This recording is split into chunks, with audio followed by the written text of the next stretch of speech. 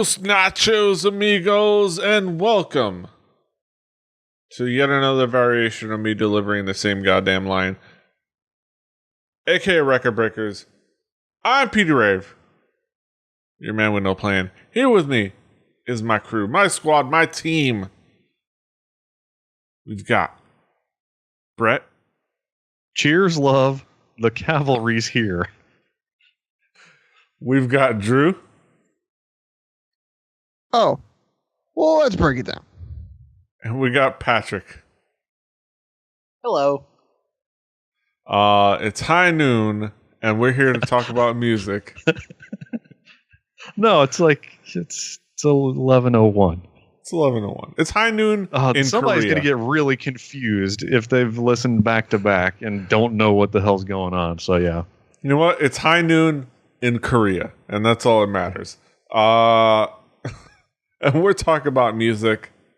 We're sharing with each other. And here to provide music for us, as he always is on every fifth episode when we have guests frequently. Patrick's got an album for us. What do you got for us, Patrick? It's once again my turn to bring music Brett might hate. This week I brought a band called Larkin Poe and their album Reskinned. A little presumptuous there, buddy. I said might hate. I didn't say Might. will. I said might. Yes. Brett, what were your expectations coming into this album? Well, I heard the name Larkin Poe and I thought that it was like Reddit's new favorite porn star, but no, it wasn't. I had no clue what this band was. I did feel somewhat shocked when I found I was familiar with some of the tracks that I heard on this album, but no, I had no idea who this was. Mm-hmm. Drew, what were your expectations coming into this album? I had zero. It was a band whose name I did not recognize. It was an album cover of two girls looking at each other, so I was like, oh great, Swagger's bringing girl rock, awesome. Like, that was my expectations. Oh, don't be at so that point. excited. Oh, wow. Well, we'll see if my excitement was. You're Let's off see the if chain, bud. see if my low thoughts continued. Yeah. Let's talk about this album musically. Patrick, what would be the themes elements that you would say make up this record? It's bluesy roots rock. It's rock and roll with a very, very bluesy sort of vibe to it. There is slide guitar, slides, I believe what you would call steel, but not pedal steel. There's lots of bluesy guitar licks, and there's two girls singing, making nice harmonies. It's an album that, like, it came out in April. Shortly thereafter, someone on Twitter mentioned it, and I listened to a song off it. I'm like, yeah, I'm just gonna add this to Google Music, and ended up being like, I listened to this album I think twice before I brought it on the show. I was like, yeah, this needs to come on the show. It's awesome, and it gave me an excuse to listen to it for 2 weeks straight. Mm-hmm. So it's blue. It's like heavy blues rock, but with a lot of pop production and some poppy sort of stuff thrown into. It's interesting. Mm-hmm. Brett, what would be the themes elements that caught your attention on this album? Well, it's Western blues guitar rock inspired indie rock with lo-fi female vocals. Oh, lo-fi vocals, Drew, like the Beatles. Most of the songs are blues rock on paper. I mean, if you looked at them, with the rhythm guitar, you get rhythm guitar, and then like over the top of it, you get like mostly single string lap steel licks that go all the way up the 3 octaves or whatever. The lead follow the steel lead licks tend to follow the lyrics. They never really get in the way.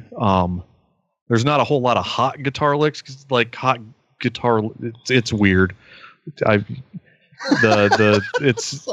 There's a lot of single string cool stuff. It gets difficult to stay on pitch because it's a fretless instrument and you can't even see where your steel slide is. So you're going by sense of smell. I understand. That's not a knock, but things tend to hang out on one string. Judging the steel guitar is played by somebody. I'm somebody who has skills at steel guitar that range between non-functioning and knows enough to not be good at it and knows that he's not good at it. The accuracy is amazing in my opinion, as the foremost record breakers authority on steel guitar, which is great. We could phone up our expert on the street, but he was unavailable to take the calls at this moment. Yes. We'll go back to PD for weather. Eventually, like Squigs is going to be listening to this in public, screaming at us for not knowing enough about steel guitar. No, he'll just be kind and be like, "I would have said this," or to be he'll be even-handed and lovely. But we were told that this would be an album that he would either love or hate. So we'll have to do our over/under bets on how much he's going to like or hate at the end. But more to this. This is like the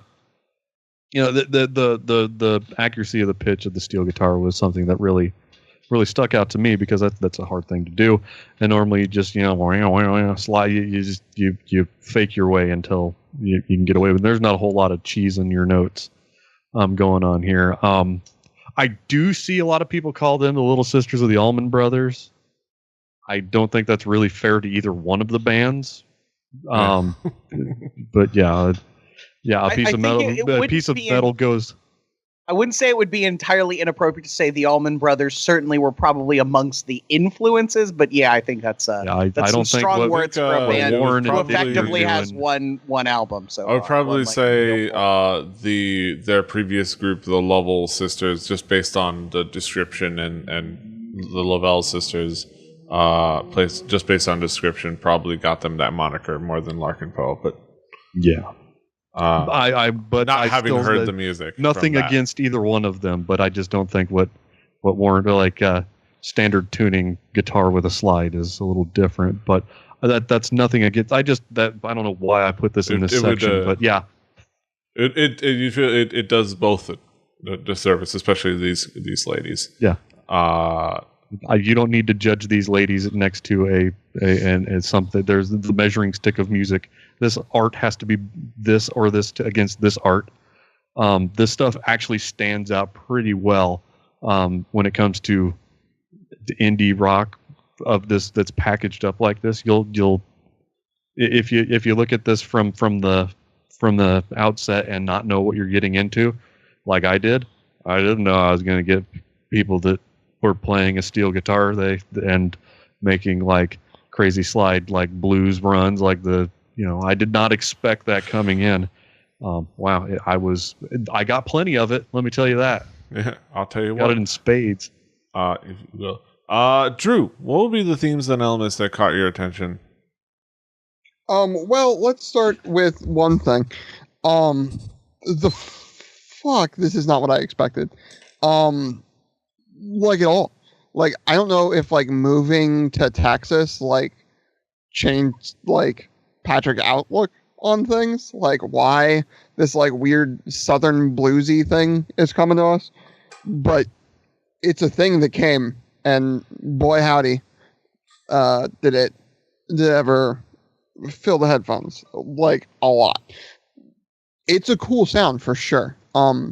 It's got that southern rock blues like stiff upper lip to it, that attitude, both in the delivery and in the lyrics, but it's still got the modern take on it. A lot of rock and roll has been a little bit overdriven at times, and this I think does that. But hearing these instruments went with that little bit more of a crunch is kind of cool.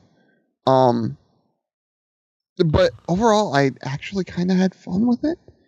I actually kind of enjoyed the things I was hearing on the record. So chalk that up to the instrumentation, the fact that there's lap steel and dobro and such. But it was actually Would you really call kind me? of fun. Dope, bro. I called you doughy, bro. You stupid old square neck. But no, it was surprising in a lot of ways. It was not what I expected out of a Pat record by any stretch of the imagination. But it actually had some really cool stuff to it. It was actually really, it was fun. Like, it was simple. It's not super reinventing the wheel or anything, but it's taking a couple of different aspects and putting them together. The Allman Brothers thing I will comment on. I think that the little sister of the Allman Brothers makes some sense for these girls, in the sense that you think of the little one when they start to come in their own, trying to be different in some way than the older sibling, and just as much as they rebel against the parents, they sometimes try to be different than the older sibling on purpose. And that, I think, is part of what that is. There is some definite influence there from that sort of sound, but it's definitely from a different aspect. Hey, they're just trying to make a living and doing the best they can. Yes, exactly. God damn it. Patrick, what would be some of the key tracks to zero in on this record? So I'm gonna do the record breakers thing. Talk about the opener, Sucker Puncher. This, like, if you hear this song and you're not like, what the fuck just happened to me? You're not listening right. There's something wrong with you.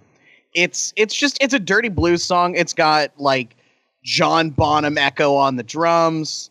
The vocals are really, really great. I am usually the one who hates lo-fi vocals. And for whatever reason on this album, I forgive them fully. I think they're fantastic. The song shows up and it blows your doors off. Like that is how a song should be. And it's not, it's not what you expect from, two 20-something girls on a stage. That's usually either going to end up being super poppy or like all the girl punk stuff that I love. This is something different. Women rock. Come on now. Women. Let's. Man. So, I'm sorry. When God closes a door, this is just, it's dead ass simple. It's mostly a stomping kick drum sort of sound the whole way through it. But the vocals and the way they're delivered are really, really cool. And the guitars interact. So you've got basically rhythm guitar played by the lead singer, and then lap steel, electric, crank the fuck up. Often, like Brett said, sort of following vocal harmonies or vocal melodies, but also kind of interacting with the regular rhythm guitar, and it works really good.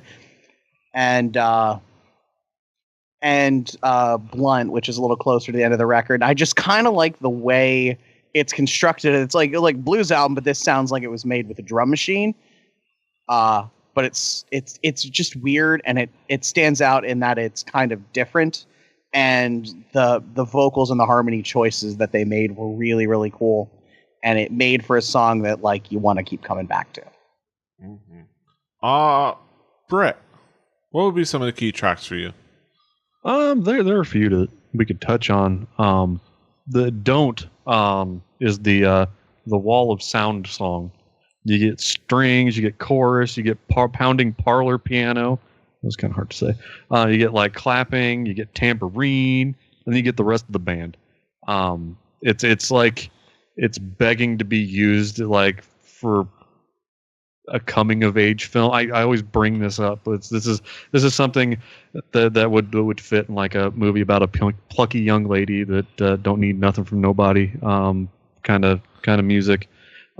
This is by far the most popular song on Spotify. Yeah. This is the song that has a music video. So I assume that if you're familiar with these guys, this is probably a safe assumption that this is the song that brung you. Stubborn Love, tremolo guitar, some fun swells, some simple and effective drums. That's of note. And Jailbreak. Honestly, the first time I heard this song, I couldn't help but find silly coincidental similarities to the Sunday Night Football theme song. The chorus used that really honey-covered reverb on the backing vocals too. So yeah, those are some songs that stuck out to me over the plays that I've had for an extended period of time. Due to our recording schedule, this has been in my playlist for a while, so those are what's stuck. Yeah. Drew, what would be some of the key tracks for you? Well, there's the Record Breakers thing. Sucker Puncher. It's got that, like, it has the, like, hard rock radio, like, guitar riff and crunch and tone to that, which was cool. But it didn't have the, that's all it's gonna be, fill the entire space with that sort of feeling. There was room for the other voices in the song to sort of breathe and have room to be heard. The effects on the actual vocals were a bit much, but I think overall it was really catchy, and it was one of those things where if this was on the radio, it would be something that I'm sure people would want to seek out more of this band because of. I'm going to bring up Problem, because anytime there's a hard rock song that tries to take seriously the I'm going to spell a word thing, it just kind of comes off ridiculous to me and funny. But like if you can like embrace that and sort of still make it work and still be a cool song despite the like weird cringy factor, I'm super cool with it. Total respect for owning that. And then I'm gonna end on The End, Overachiever. The song is simple and it's beautiful and it's sort of like Miles Davis, like sort of lends you off into just like, it's simple, you get it, you got what you came for, and it just sort of leaves you with a nice little bow to tie on the record as a whole. I don't know why Overachiever stuck with me so much. It's only 2 minutes 19 seconds. It's a simple song, some vocals, some piano, but I think it was really pretty. So. Yeah, some cool tracks. I have to wonder, like, I swear, Trouble in Mind, I've heard it somewhere. I've heard it somewhere on like a TV show or a commercial or something, and I just wish I could figure out where it was. But I was in a similar position as you, PD, that I heard some of this stuff before somewhere, and I don't run around in a whole lot of weird circles where this stuff would just up and pop in. So somewhere, yeah, we'll have to do some investigating. Yeah, but that one, I think if I were to private dick, if I were to point out some key tracks, that one would be one that stuck with me, just of how like it was cool, but like very accessible and like. Am I having a stroke? Yeah. It's very cool and accessible, and I could see it playing on some like movie soundtrack or something like that. Yeah, those are key tracks. So we bring it back around the horn to talk about some conclusive thoughts, because we got through this pretty quickly. Brett, what would be your conclusive thoughts on this album as a whole? Well, there's nothing that I heard on this album that was groundbreaking or new, but if you want a modern recording of Western style blues rock, it's a pretty well polished and modernly inspired version of that. It's not offensive, but it wasn't really personally affecting. You probably don't. You'll have your own opinion. Just give it a listen. You might find something new here. It might be that I just wade in different waters than some people, and where I get things. I don't want you to think that I dislike this horribly. I'll hang around and see what these folks are up to in the future because I see gold in them their hills. But this weren't kind of blue, but it was. I didn't come in expecting it to be. Yeah. Drew, what would be your conclusive thoughts on this album? Oddly, the same sentiment. It's not something I would regularly play or regularly search out. It's not something that's going to get like a super heavy rotation from me, but it is something that inevitably, when Swagger brings the next album that this band does, I'm going to be knowing what to come in expecting and excited to hear it. Exciting to hear it? Wow, my English does do very good. You talk English good. Yeah. And I'm a poet, guys. Yeah. Don't you know it? But yeah, it's something that I will keep an ear out for. Yeah. In the future. Yeah, this is well done. It's accessible. It's very interesting, and I'm looking forward to seeing what Larkin Poe have to offer in the future, and also in the over under of Squig's opinion, I vote push. Hey, we need to talk about that. No better time than now. Squiggles, what do y'all think? We've got some time to fill here. Drew, what's your hot take? What do you think Squiggles' opinion is going to be? Because we know it's going to get him in the door because it's got steel guitar, and he'll do with pretty much anything we ask him to. If we have him rate on a scale of 1 to 10, where do you think it's going to be? I would put I'll put it at a 6 or 7. I'm saying below that. He's going to be maybe 5, middling to dislike. Yeah, I Petey, voted what's push. your take? I'm on the thoughts where he's probably going to pick apart the guitar playing, and that will be the end of it for him. But I'm hoping maybe he can just enjoy it for being kind of fun. All right. Way to paradigm shift on me. Hope. I will be honest, Brett. You're of the current votes, you're probably the correct one. But I'm hoping he finds joy in it. No, he's counting 10 to 10. Somebody's got to do. He's going to love this thing. He's not going to shut up about it. He's going to get the tattoo. Yes. Somebody's got to vote for the unpopular one. That's how you make money. But yeah, those were our thoughts, and now we get. Patrick. Oh. Yeah, those were our thoughts, and now it's Patrick's thoughts. See, this is so a lot of the current crop of popular rock music. It really, really, really draws heavily on like grunge and alternative, which I also enjoy. This has no grunge and alternative in it. It's definitely harkening back to the early 70s sort of blues rock and roll stuff that was going on. But then throwing in a pile of slide steel, which I just think is a cool instrument. I wish I had enough talent to play correctly. I just think it's fun. Like it's not an album that like feels super serious.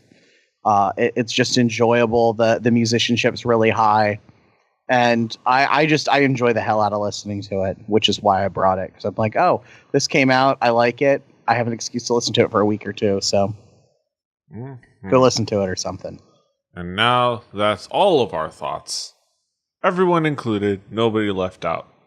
Now we get to the main event of the evening. We get to our haiku reviews,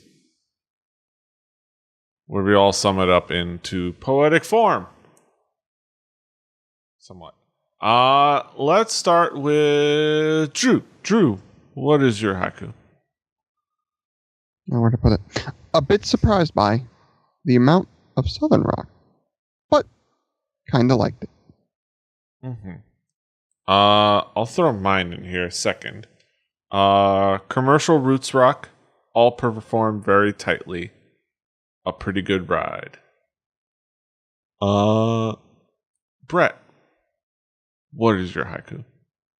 Not ridiculous. More than just some lady rock. It's enjoyable. Mm-hmm. Last but not least, it's good. and last but not least, Patrick, what is your haiku? Classic bluesy roots, great vocals and mean guitars. Rock and roll ain't dead. And those are our thoughts on Larkin Poe. LARPing Poe is a way cooler thing to do. LARPing Co. Yeah. LARPing Poe. You just you play a D&D campaign about the Raven. Yeah. I get rubber bands of different colors to designate my different spells. Yes. Yeah. Or you can get this ring. You get a bunch of these rings. Roll a D20 if the gorilla hits you in the morgue. Yes. Exactly.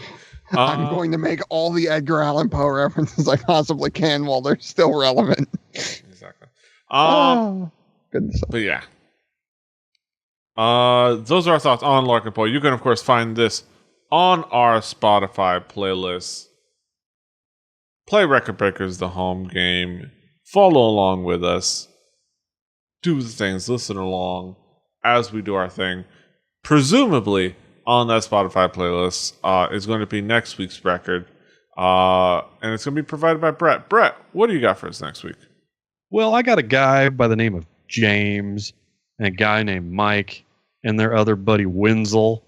We're going to bring a band that we've had before.